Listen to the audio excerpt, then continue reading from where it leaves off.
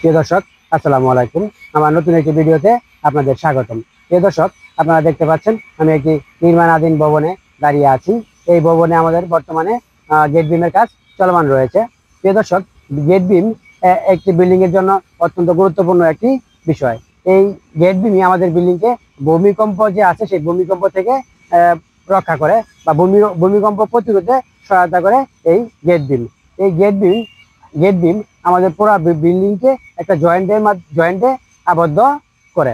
প্রিয় দর্শক বন্ধুরা, আপনারা গেট বিম যখন ঢালাই করবেন তখন আপনারা কয়েকটি বিষয় খেয়াল করবেন। প্রিয় দর্শক, আপনারা যদি এদিকে খেয়াল করেন, দেখেন আমাদের এই মিস্ত্রি ভাই অনেক সুন্দরভাবে আমাদের যে গেট বিমের যে রডগুলো আছে এই রডগুলোকে কলামের রডের ভিতরে প্রবেশ করিয়েছে। প্রিয় দর্শক, আপনারা খেয়াল করবেন আপনাদের বাসা বাড়িতে যখন ঢালাইয়ের কাজ চলমান হবে গেট বিমের, কোনোভাবেই যেন এই গেট বিমের রড যেন কলামের রডের বাইরে না যায়। তাহলে যদি বাইরে যায় তাহলে এই গেট বিমের যে কার্যকারিতা আছে সেটা সঠিকভাবে হবে না।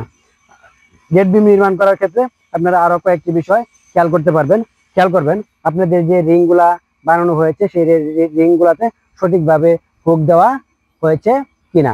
সেই সাথে যখন গেট বিমটি বান্ধার কাজ চলমান থাকে তখন আরেকটি বিষয় খেয়াল করবেন, দেখবেন একটি জোড়া এই পাশে হবে আর একটি জোড়া এই পাশে হবে, অর্থাৎ এই জোড়াগুলা কি হবে, উল্টা পাল্টা করে হবে।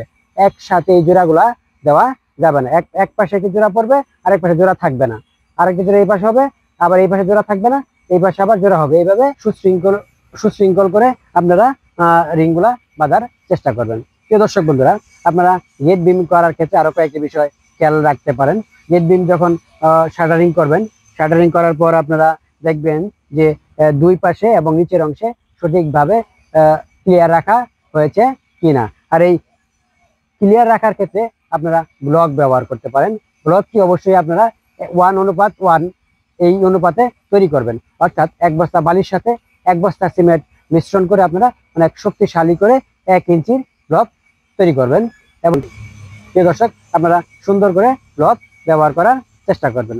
ব্লক ব্যবহার করার পরে আপনারা আরেকটা জিনিস খেয়াল করবেন, আপনারা যখন ঢালাই করবেন সেই ঢালাই সঠিকভাবে বায়োবেট করার চেষ্টা করবেন, কারণ বায়োবেট করার ফলে আমাদের যে ঢালাইয়ের মানটা অনেক ভালো হবে। ঢালাইয়ের কোনো বয়েড থাকবে না এবং কোনো শাটারিং খোলার পরে সেখানে কোনো হানিকম্ব থাকবে না সাধারণত। প্রিয় দর্শক, আমি যদি আপনাদের আরেকটি জিনিস দেখাই, গেট বিমের ক্ষেত্রে অত্যন্ত গুরুত্বপূর্ণ একটি বিষয় হচ্ছে আপনার এদিকে দেখেন, এই যে মেন যে রডগুলো আছে রডগুলার যখন এখানে এসে শেষ হবে তখন অবশ্যই সেটাকে কি করতে হবে, মাটাম দিতে হবে। আপনারা অবশ্যই খেয়াল করবেন যে আপনাদের যে মিস্ত্রি সাহেব যখন রডগুলা বাঁধার পরে এখানে এভাবে শেষাংশে এসে মাটাম দিয়ে দিতে কিনা, এটা কিন্তু গেট বিমের জন্য অত্যন্ত গুরুত্বপূর্ণ।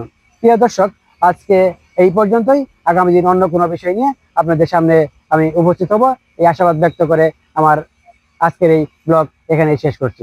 ধন্যবাদ সবাইকে।